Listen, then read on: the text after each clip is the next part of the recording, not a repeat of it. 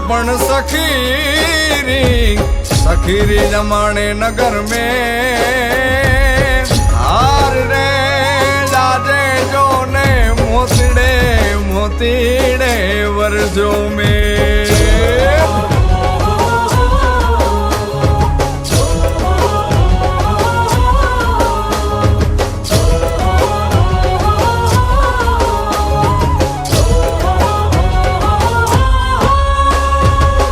પગરવ થાય છે મન હર ખાય છે પગરવ થાય છે મન હર ખાય છે મગ મગ કેવડાય ત્યારે સચરજ ગાય છે સુર રે લાય છે જગમગ દીવડા ત્યારે જગમગ દીવડા ત્યારે જગમગ દીવડા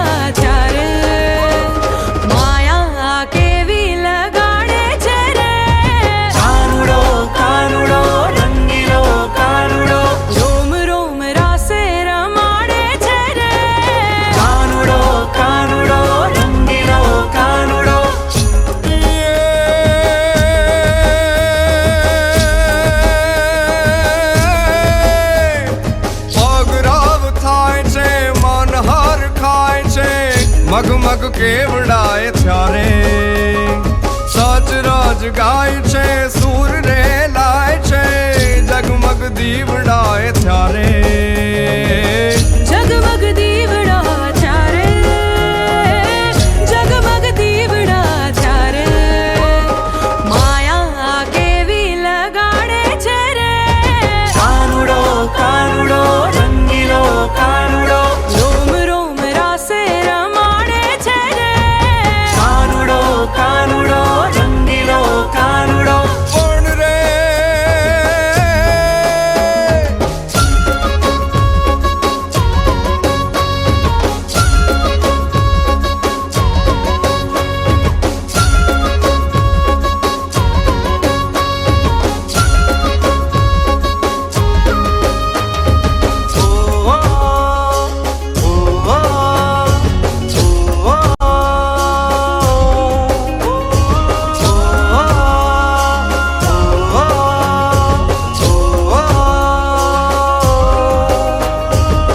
રૂમઝુમ થાય છે રણઝણ થાય છે હૈયામાં ઝાંઝરિયું બાજે ચમચમ આભલા કસમસ કેડિયા માથે જોને મોર પીંછ શોભે માથે જોને મોર પીંછ શોભે માથે જોને મોર પીંછ શોભે માયા કેવી લગાડે છે રે કાનુડો કાનુડો રંગીલો કાનુડો રોમ રોમ રાસે રમાડે છે રે કાનુડો કાનુડો રંગીલો કાનુડો કાનુડો કાનુડો રંગીલો કાનુડો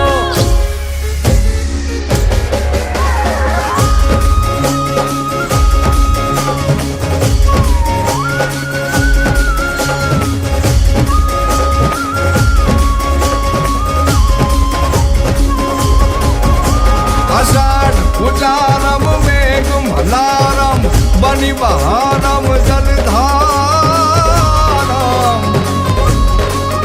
દાદુર ડકારમ મયુર પુકારમ તડિતા તારમ વિસ્તારમ નાલઈ સદારમ વ્યાસ જપારમ નંદ કુમારમ નિર્ખ્યારી કહે રાધે પ્યારી હું બલિહારી ગોકુળ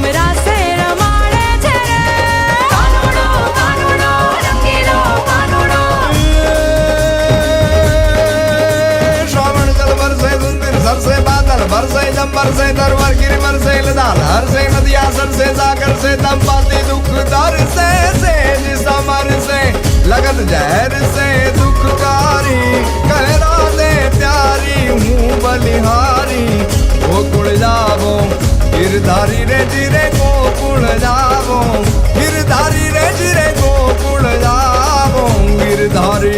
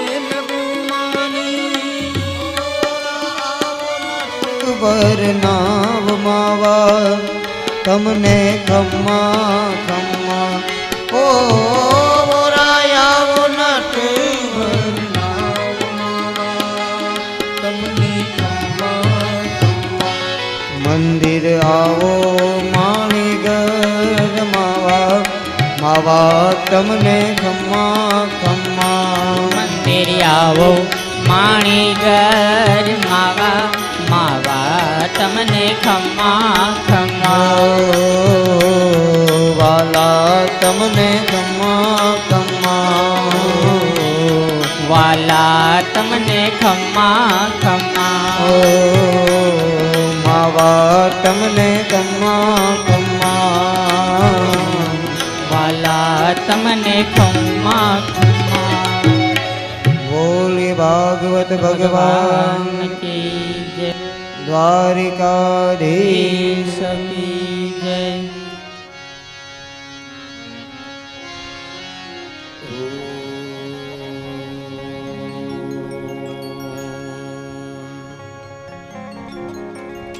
નમો ભગવતે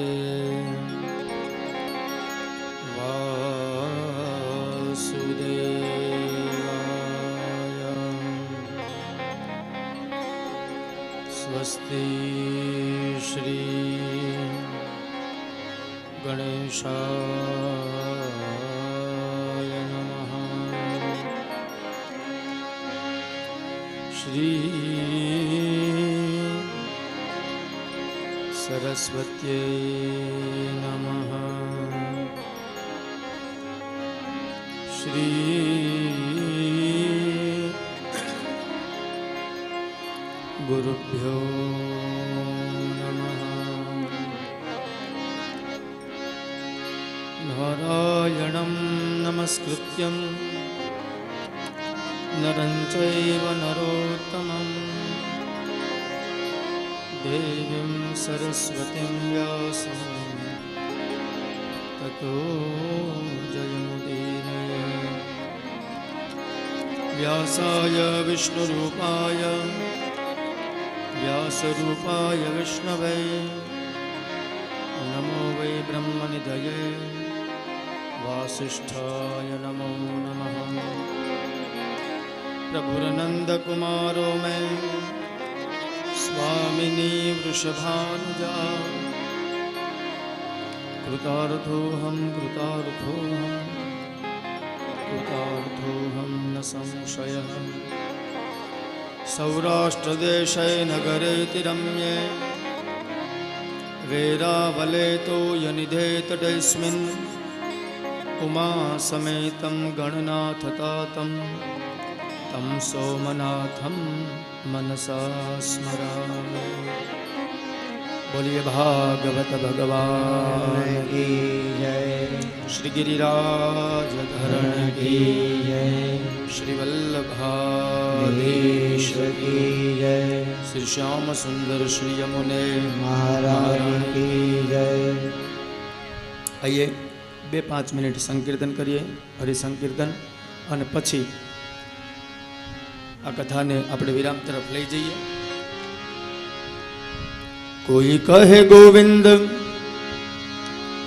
કોઈ ગોપાલા, કોઈ કહે ગોવિંદ કોઈ ગોપાલા, मैं तो कहूँ सावरिया बांसुरिया वाला, मैं तो कहूँ सावरिया बांसुरिया वाला, मैं तो कहूँ सावरिया बांसुरिया वाला, मैं तो कहूँ सावरिया बांसुरिया वाला। गोविंदा गोपाला, गोविंदा गोपाला,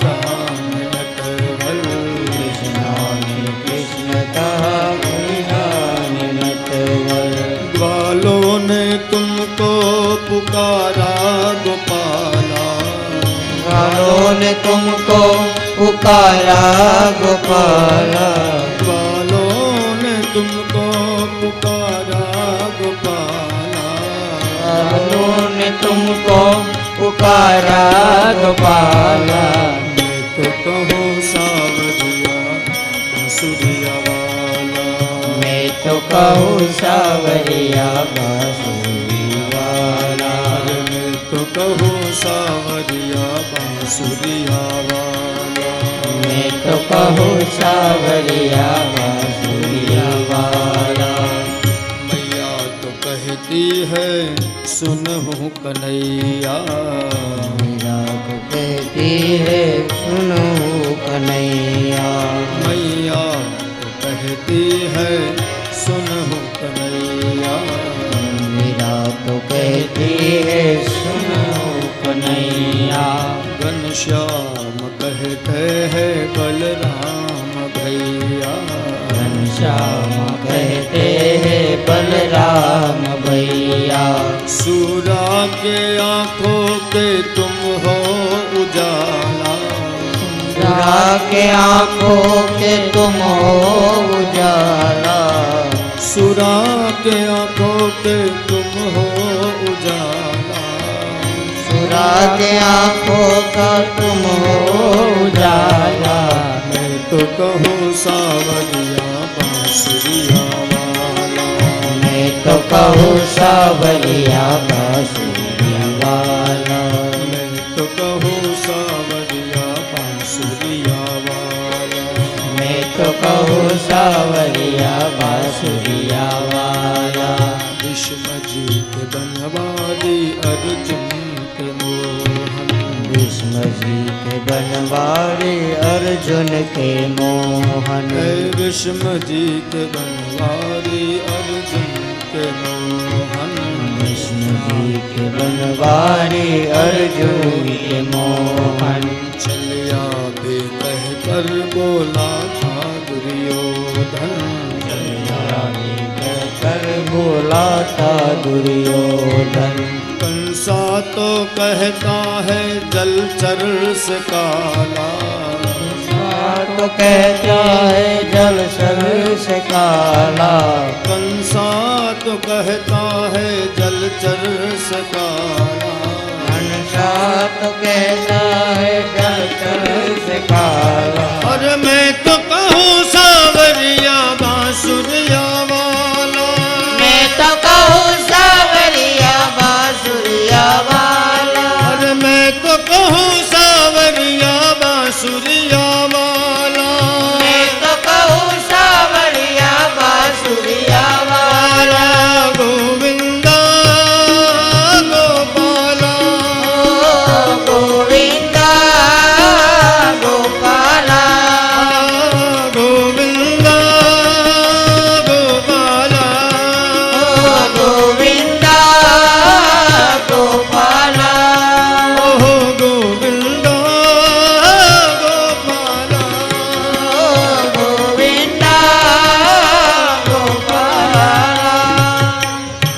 बोलिए द्वारिकाधीश की जय आओ પુનઃ પાછા એ કથામાં પ્રયાણ કરીએ.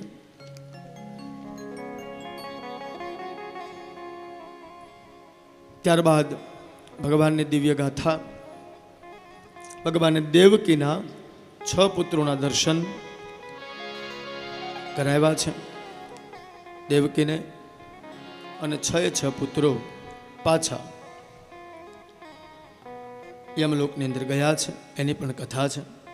10મા સ્કંદ ઠાકોરજીના ચરણમાં અર્પણ કરી 11મા સ્કંદની મુક્તિ લીલા છે. 11મો સ્કંદ છે ને ભગવાનનું મુખ છે. જે માણસને નિત્ય અથવા તો એક અડધો શ્લોક પણ એકાદશમા સ્કંદનો સાંભળવામાં આવે અથવા તો કરવામાં આવે તો ભગવાનના બોલેથી, ભગવાનના મુખેથી બોલાયેલી વાણી સાંભળી હોય એટલું પુણ્ય મળે.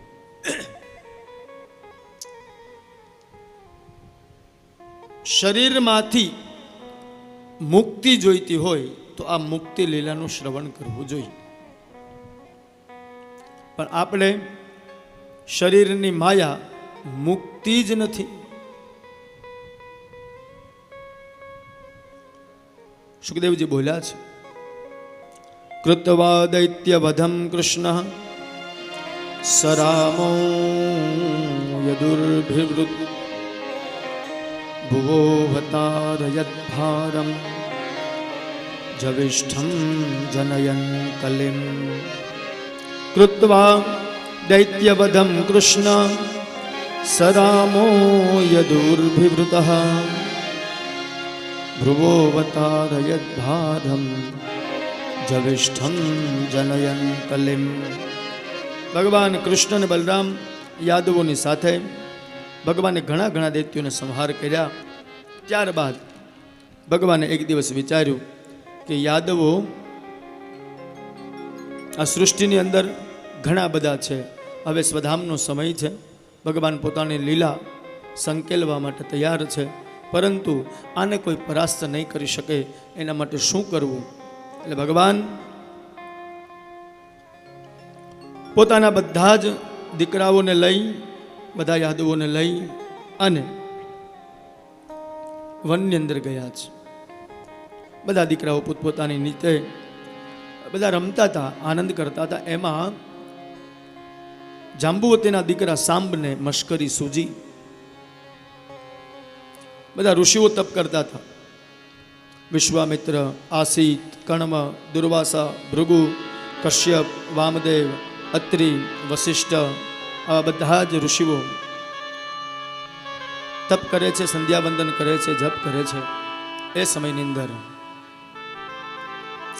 યાદવો બધા ત્યાં આવે છે ભગવાનની સાથે. જાંબુવતીના દીકરા સાંબને મશ્કરી સૂજી કે આ બધા ઢોંગી છે કે તપસ્વી, તપાસ કરી. એક વસ્તુ યાદ રાખજો સજ્જનો, જ્યાં આપણે પહોંચી ન શકતા હોઈએ ને ત્યાં બે હાથ જોડવા જોઈએ. ક્યારેય કોઈનો એવો અનાદર ન કરવો જોઈએ. ઘણી વખત બાણ વાગે ને તો એની ઔષધિ મળે, પણ વેણ વાગે ને એની ઔષધિ બહુ ઓછી હોય છે.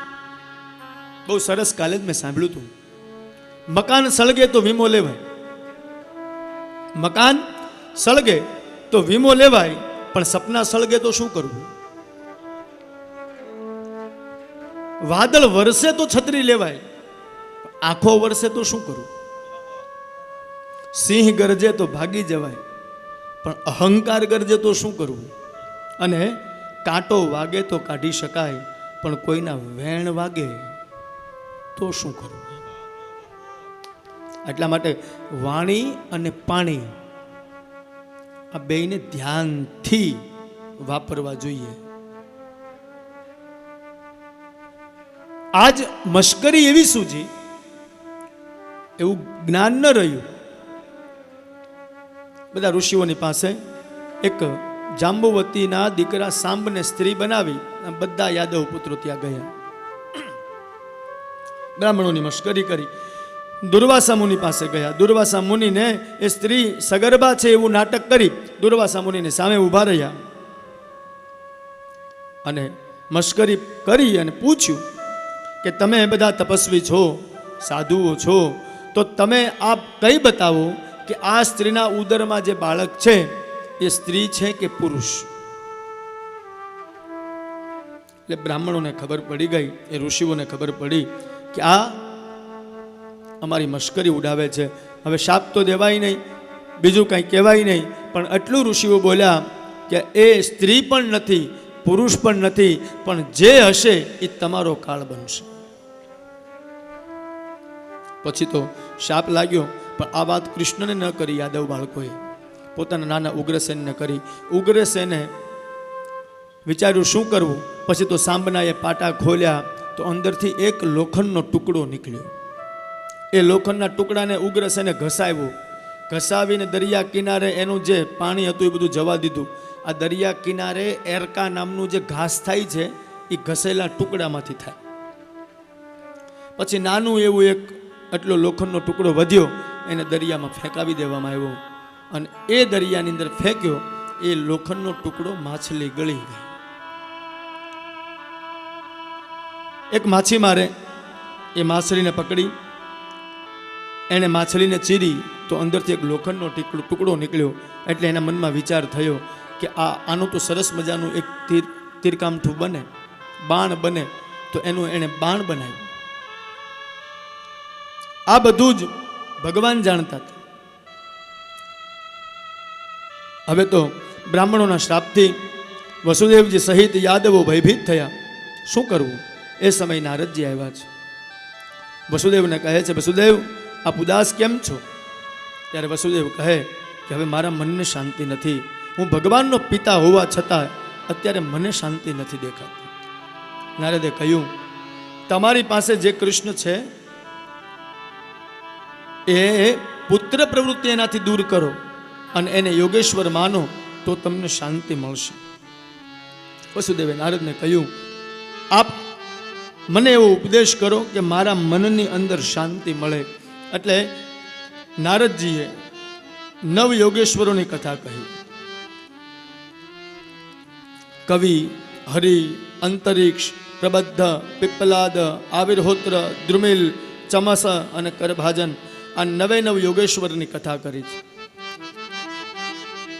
કહે છે નારદજી, આ 9 યોગેશ્વરોએ નિમિ રાજાને ધર્મનો ઉપદેશ આપ્યો હતો. આવો એ હું તમને કહું છું. સૌથી પહેલા ઉત્તમ ભક્તના લક્ષણ બતાવ્યા છે. ઉત્તમ ભક્ત કોને કહેવાય, મધ્યમ ભક્ત કોને કહેવાય, સામાન્ય ભક્ત કોને કહેવાય, એના લક્ષણો નારદજીએ વસુદેવજીને કહ્યા. ત્યારબાદ માયા કોને કહેવાય એની કથા આખી કહી. ત્યારબાદ આ કલિયુગની અંદર 4 યુગનું વર્ણન નારદજીએ કર્યું કે હે વસુદેવજી, 4 યુગની અંદર યોગેશ્વર તો હોય જ છે, એ ઈશ્વરની આરાધના કરો. તો કે સતયુગની અંદર ધ્યાન કરવાથી ભગવાન મળતા, ત્રેતાની અંદર યજ્ઞ દ્વારા પ્રભુની પ્રાપ્તિ થતી, દ્વાપરની અંદર ઉપાસના કરવાથી પ્રભુની પ્રાપ્તિ થતી, પણ કલિયુગની અંદર કલૌ કેશવ કીર્તનાદ, ભગવાનના નામ સ્મરણથી કલિયુગની ભગવાનની પ્રાપ્તિ થાય. આ રીતે યોગેશ્વરોની નિમિના વચ્ચે જે ચર્ચા થઈ એ કથા વસુદેવજીને નારદજીએ કરી અને નારદજી વિદાય થયા.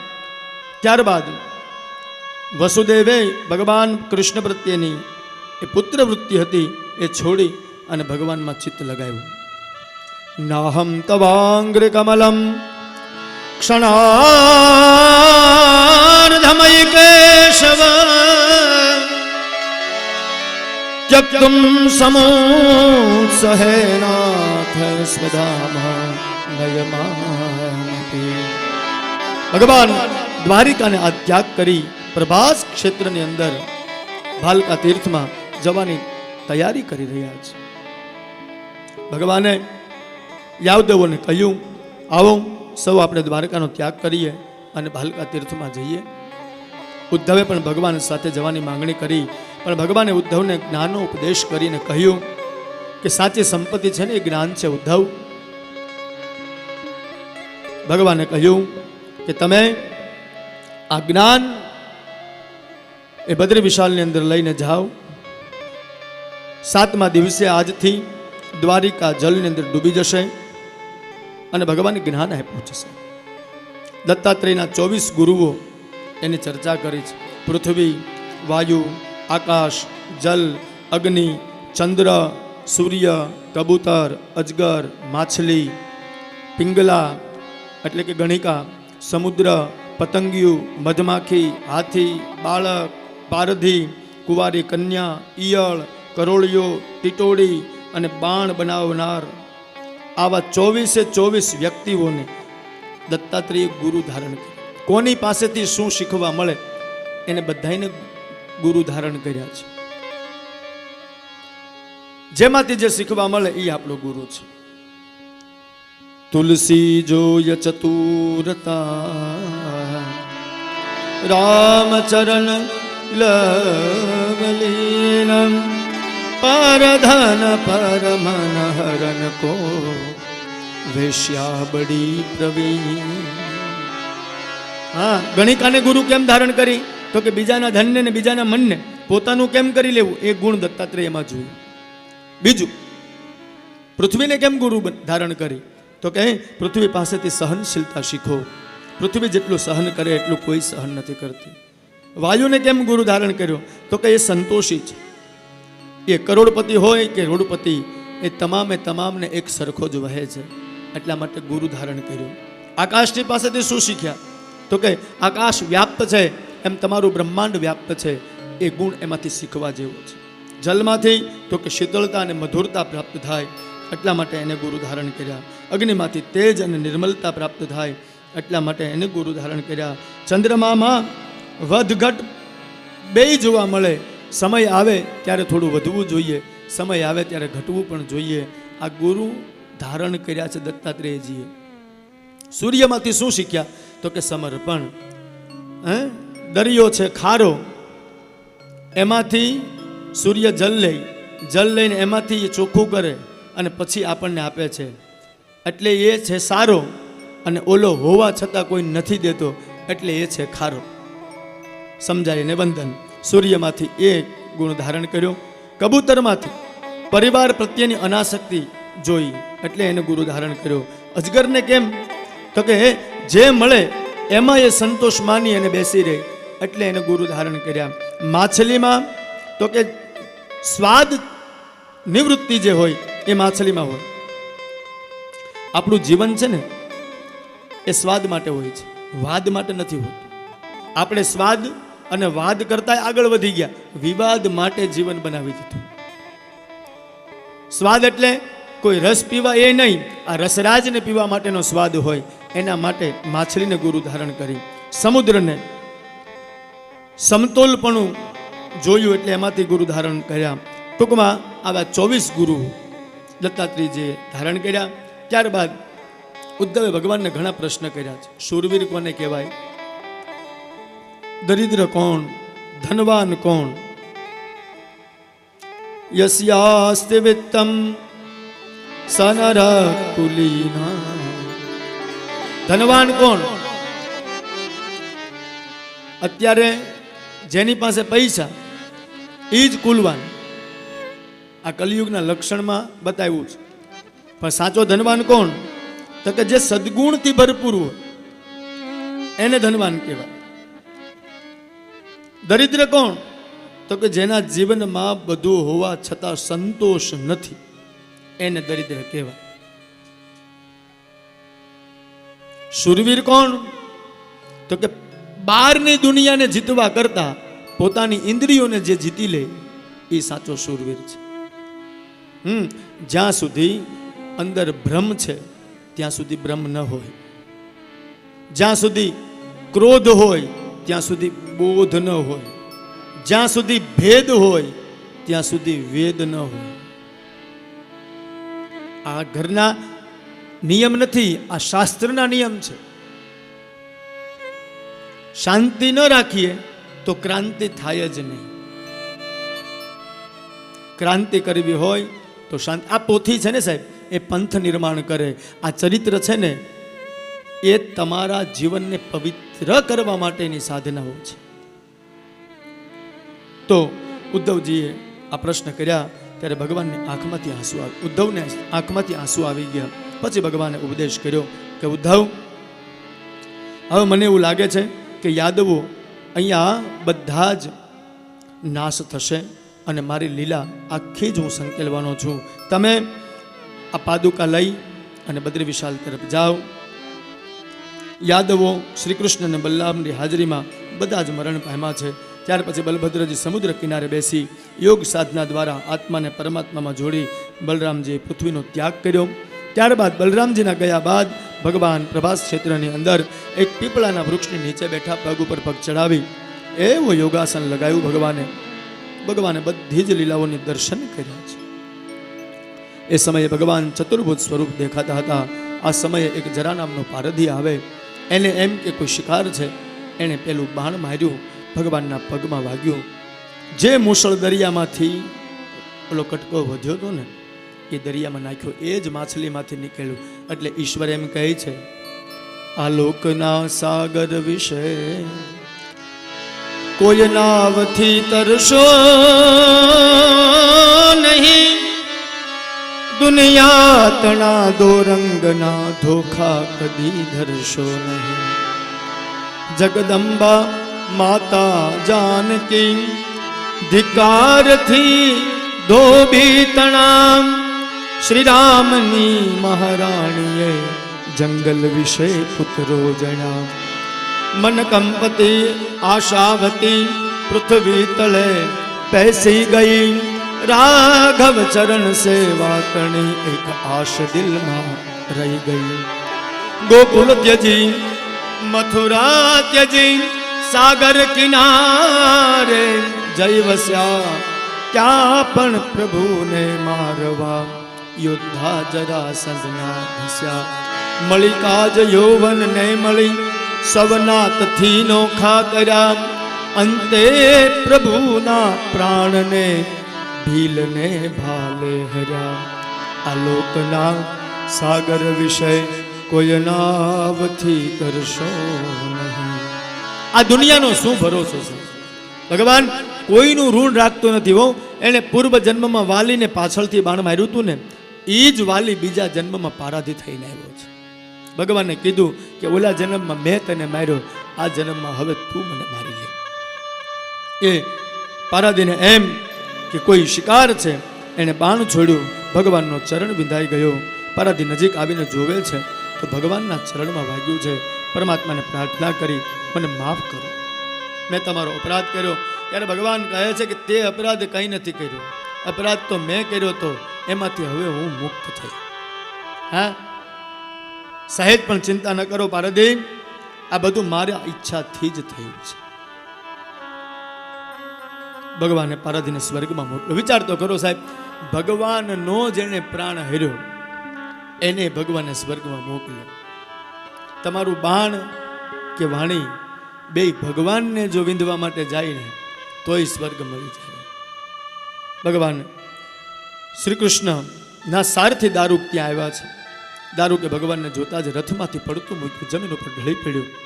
દારૂકને ભગવાનને ચરણમાં પડી અને ભગવાનને કહ્યું, મહારાજ આપ શું કરી રહ્યા છો? ત્યારે ભગવાન કહે છે કે દારૂક, આપણી લીલાને હવે સંકેલવાની છે. ગરુડધ્વજ રથ આકાશની અંદર અધર થયો.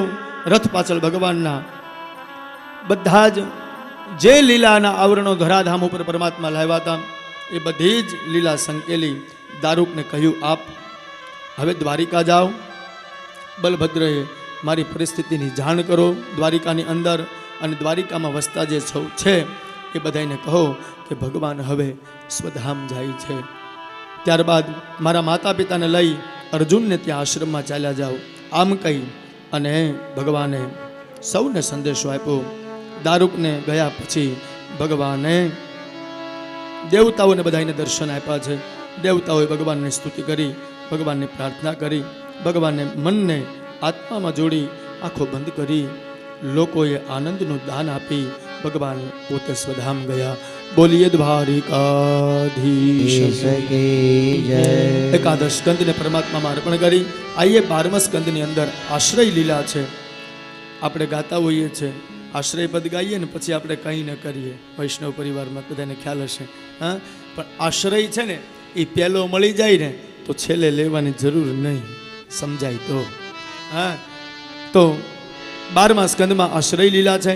જાણે ભગવાન ગોવર્ધનનાથ એક હાથ ઊંચો કરી અને આપણને બધાને બોલાવતા હોય એમ ગિરિરાજજીનો હાથ તમે જુઓ ને, ઠાકોરજીનો હાથ તમે જુઓ ને તો એક હાથ ઊંચો છે, આમ આમ કરતો હોય. અહીં વિયાય મારા વાલા, તને હું સાચવી લઉં. એ આશ્રય છે. આશ્રય એટલે આધાર. સર્વ જીવોનો આધાર ભગવાન છે.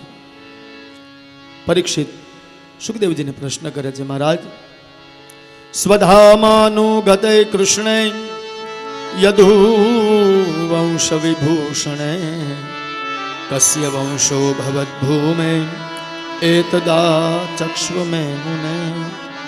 હે મહારાજ, ભગવાન સ્વધામ ગયા પછી આગળ આ પૃથ્વીમાં કોનો વંશ ચાલ્યો એ કથા મને કહો. ત્યારબાદ કોણ કોણ રાજાઓ થયા અને થશે એ પણ મને કહો. ભગવાને સ્વધામ ગયા પછી મગધ વંશની અંદર રાજાઓ થશે, પ્રદ્યોત વંશ રાજ કરશે, ત્યારબાદ વર્ણશંકર પ્રજા, વર્ણશંકર રાજા, બધું જ આ સૃષ્ટિમાં જોવા મળશે. ભારતની અંદર યવનોનું રાજ થશે, એની પણ ભગવાન સુખદેવજી મહારાજે નોંધ કરી છે. ત્યારબાદ કલિયુગનો પ્રવેશ થશે અને કલિયુગની અંદર રાજાઓ એકબીજા ઉપર ચડાઈ કરશે. કલિયુગનું વર્ણન છે આખું. કલિયુગમાં શું થશે? યસ્યાસ્તિ વિત્તમ સનરકુલી સપંડિતઃ સ શ્રુતવાન ગુણજ્ઞ સયેવ વક્તા સચ દર્શનીય સર્વે ગુણાઃ કાંચનમાશ્રયંતી. જેની પાસે પૈસા હશે એ કુલીન ગણાશે. સનરઃ કુલીન સપંડિતઃ સશ્રુતવાન ગુણજ્ઞ. જે બે શબ્દ સારા બોલતો થઈ જશે, સારા આડંબર કરતો થઈ જશે, એ મોટો પંડિત ગણાશે. જે સારો દેખાવો જોઈએ એ સારો દેખાશે, એને જ સજ્જન માનવામાં આવશે. આ કલિયુગમાં લક્ષણ છે. ભગવાન કહે ધન હશે કલિયુગની અંદર, પણ ખાનદાન નહીં હોય. બ્રાહ્મણો પાસેથી વિદ્યા ધીરે ધીરે લુપ્ત થતી જશે. તીર્થની અંદર તીર્થનું મહત્વ નહીં રહી. ઉદરણમ ભરીનો જીવાહા, માત્ર ને માત્ર કાગડા કૂતરાની જેમ પોતાનું પેટ ભરવા માટે કલિયુગના માણસો જીવશે. સગા ભાઈની સાથે વેર બાંધશે અને સાઢુભાઈ સાથે પ્રેમ કરશે. આ કલિયુગનું લક્ષણ દેખાશે.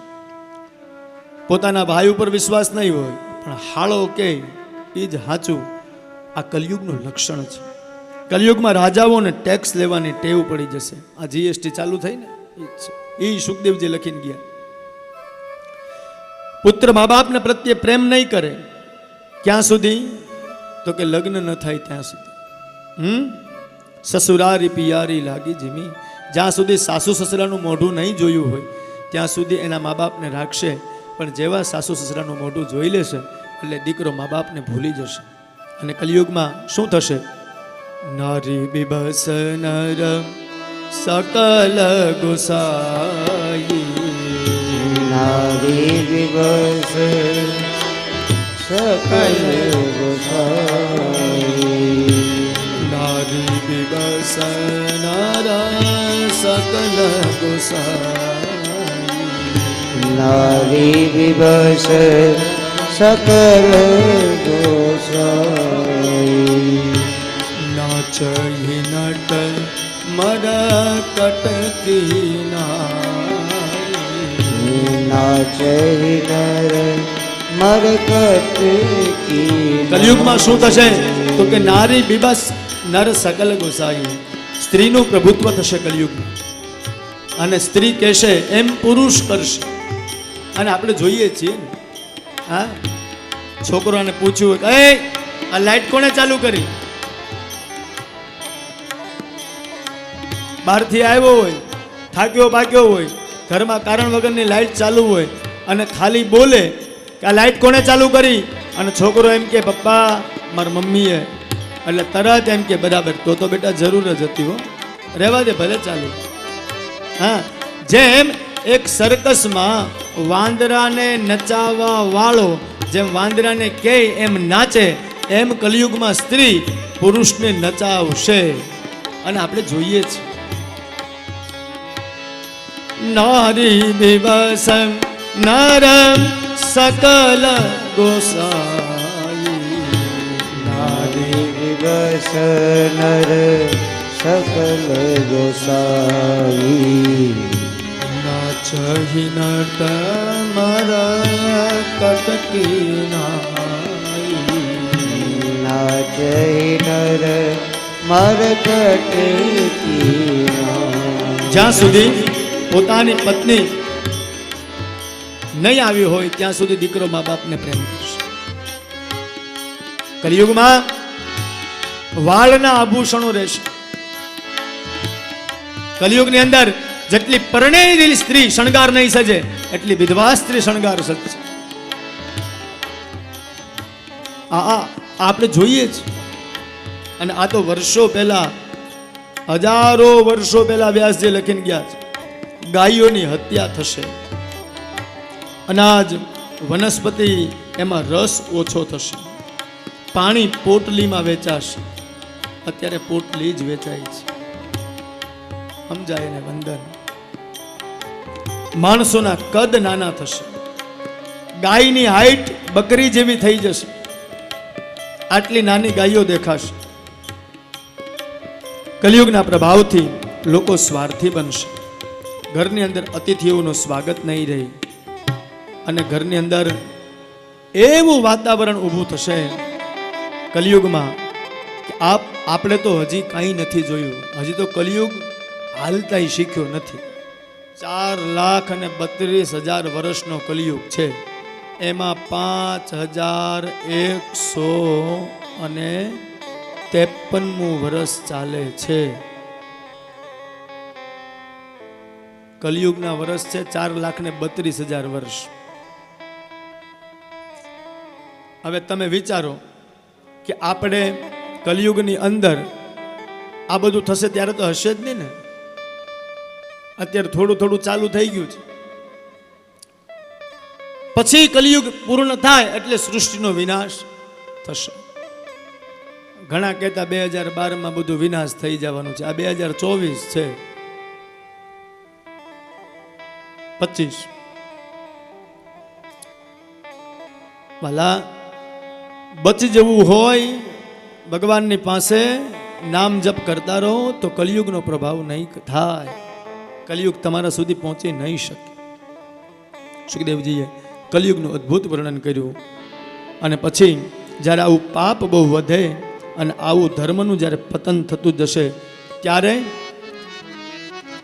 ભગવાન અવતાર ધારણ કરશે. જબ જબ હોઈ ધર્મ કે હાનિ, जब जब होई धर्म की हानि.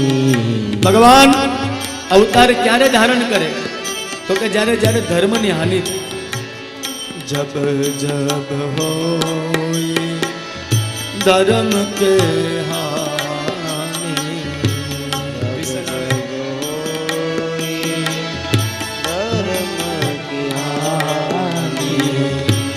બાઢહી અસુર અધમ અભિમાની.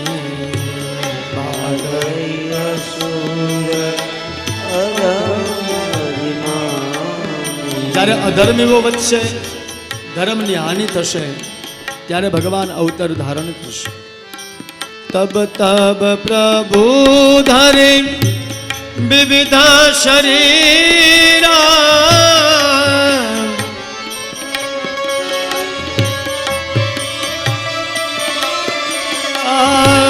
તબ તબ પ્રભુ ધરે વિવિધ શરીરા, तब तब प्रभु हरि विविध शरीरा. ભગવાન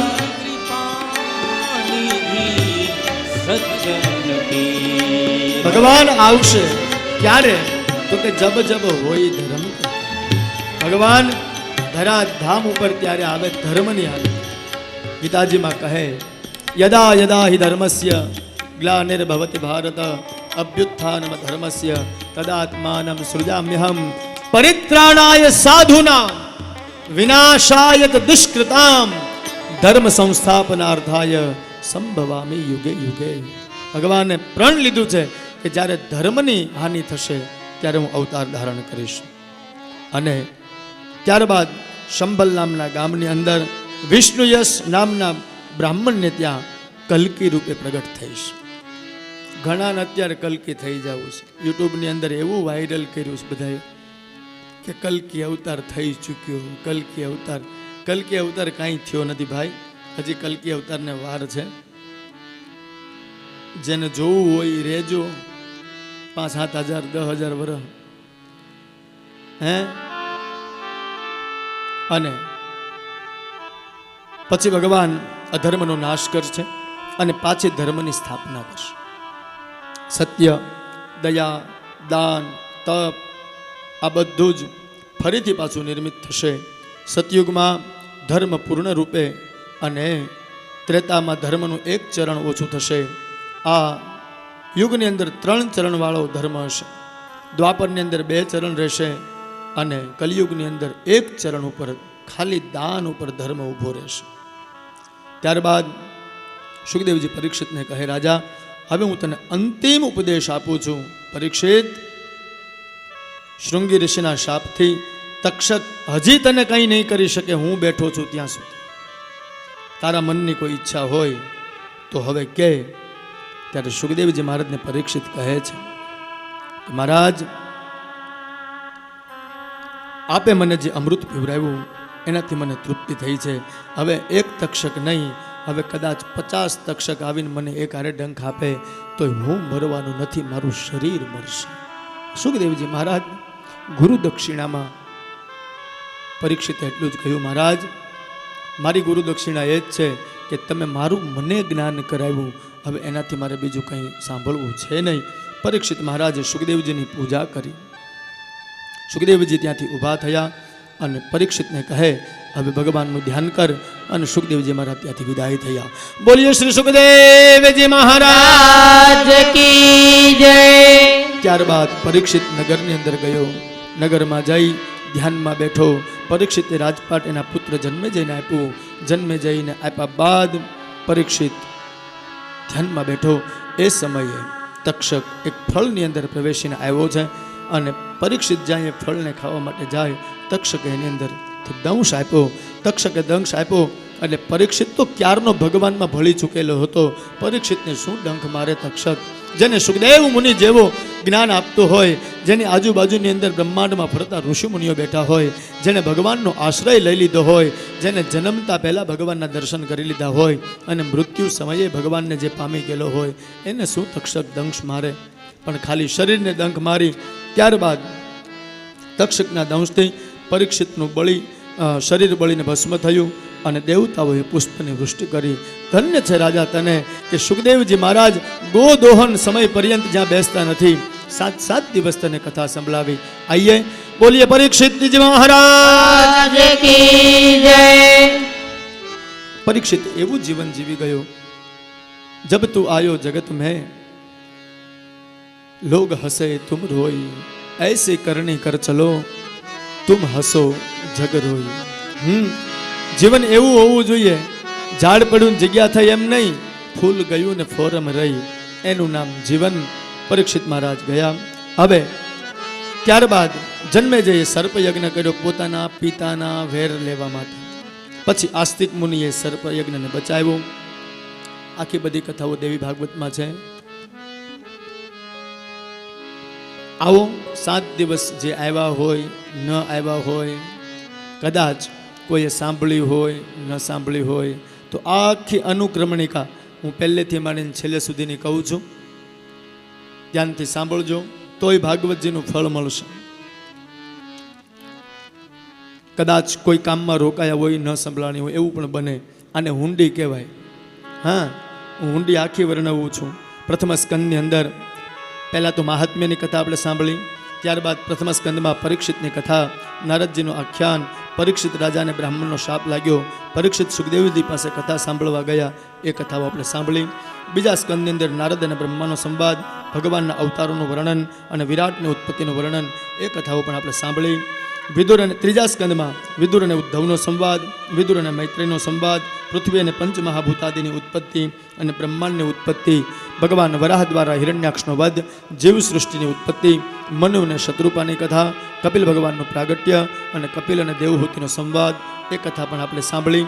ચોથા સ્કંદની અંદર 9 માનસ પુત્રોની કથા, દક્ષ પ્રજાપતિની કથા, ધ્રુવ ચરિત્ર, પૃથુરાજાનું ચરિત્ર, એ પણ આપણે કથાઓ સાંભળી. પંચમ સ્કંદની અંદર પ્રિયવ્રત રાજાની કથા, વૃષભદેવજીનું ચરિત્ર, ભરત રાજાનું ચરિત્ર, નરકોનું વર્ણન, એ કથા પણ આપણે સાંભળી. છઠ્ઠા સ્કંદમાં અજામિલનું આખ્યાન, વૃત્રાસુરની કથા, એ કથા પણ આપણે સાંભળી. 7મા સ્કંદમાં પ્રહલાદ, નૃસિંહજી, હિરણ્યકશિપુનો વધ, એ કથાઓ પણ આપણે સાંભળી. અષ્ટમ સ્કંદની અંદર મન્વંતરોની કથા, એમાં ગજેન્દ્ર મોક્ષની કથા આપણે સાંભળી, સમુદ્ર મંથનની કથા સાંભળી, ભગવાન વામનનું પ્રાગટ્ય થયું એ પણ કથા આપણે સાંભળી, દેવ અને અસુરનો સંગ્રામ થયો એ કથા પણ આપણે સાંભળી. નવમ સ્કંદની અંદર સૂર્યવંશની કથા, સૂર્યવંશના રાજાઓની કથા આપણે સાંભળી, ગંગાનું અવતરણ, રઘુવંશની કથા અને ભગવાન રામચંદ્રનું પ્રાગટ્ય એ કથા પણ આપણે સાંભળી. દશમ સ્કંદની અંદર કૃષ્ણ પ્રાગટ્ય, પૂતના વધ, શક્તાસુર વધ, તૃણાવર્ત, બકાસુર, વત્સાસુર, ધેનુકાસુર, પ્રલંબાસુર, દાવાગ્નિપાન, કાલિયનાગ, દમન, ગોવર્ધન લીલા, રાસલીલા, શંખચૂડ, અરિષ્ટાસુર, કેશી દૈત્ય, આ બધાના ભગવાને જેણે લીલાઓ કરી એ કથાઓ પણ આપણે સાંભળી. શ્રી કૃષ્ણ અને બલરામ અક્રૂર સાથે મથુરા ગયા એ પણ કથા આપણે સાંભળી. ગોપીઓનો વિરહ અને કુવલિયાપીડ હાથીનો નાશ કર્યો એ કથા પણ આપણે સાંભળી. ચાણૂર અને મુષ્ટિક સાથે ભગવાને મલ્લયુદ્ધ કર્યું એ કથા પણ આપણે સાંભળી. કંસનો વધ થયો એ કથા આપણે સાંભળી. ભગવાન સાંદીપનીના આશ્રમમાં ભણવા ગયા એ પણ કથા આપણે સાંભળી. પછી ભગવાન વિદ્યાભ્યાસ કરીને આવ્યા બાદ દ્વારિકાનું નિર્માણ થયું એ કથા પણ આપણે સાંભળી. ભગવાને રૂકમિણીનું હરણ કર્યું એ કથા પણ આપણે સાંભળી. ભૌમાસુરનો ભગવાને વધ કર્યો, શિશુપાલનો ભગવાને વધ કર્યો એ કથા પણ આપણે સાંભળી. પૌંડ્રક અને શાલ્વને માર્યા એ પણ કથા આપણે સાંભળી. દંતવક્ત્ર અને શંબરાસુર અને મૂળ દૈત્યને વગેરેનો નાશ થયો એ કથા પણ આપણે સાંભળી. દશમ સ્કંદ ભગવાનને અર્પણ કરીએ. એકાદશ સ્કંદની અંદર બ્રાહ્મણોના શાપથી યાદવોનો સંહાર થયો એ પણ કથા આપણે સાંભળી. અને શ્રી કૃષ્ણ અને ઉદ્ધવનો સંવાદ થયો, ભગવાન સ્વધામ ગયા એ કથા પણ આપણે સાંભળી. દ્વાદશ સ્કંદની અંદર 4 યુગોનું વર્ણન, કલયુગનો પ્રભાવ, પરીક્ષિતનો મોક્ષ અને અંતે સૂતજી ભગવાનની સ્તુતિ કરે છે. કહે છે કે હે ઋષિઓ, બોલો હવે કંઈ સાંભળવું છે? મહારાજ અમને તૃપ્તિ થઈ. ચાલો તો 2 હાથ ઊંચા કરો. ઋષિઓએ કર્યા અને આપણે કરીએ. હું જે બોલાવું એ રીતે 2 શ્લોક બધાય બોલજો. ભવે ભવે યથા ભક્તિ, ભવે ભવે યથા ભક્તિ, પાદયોસ્તવ જાયતે,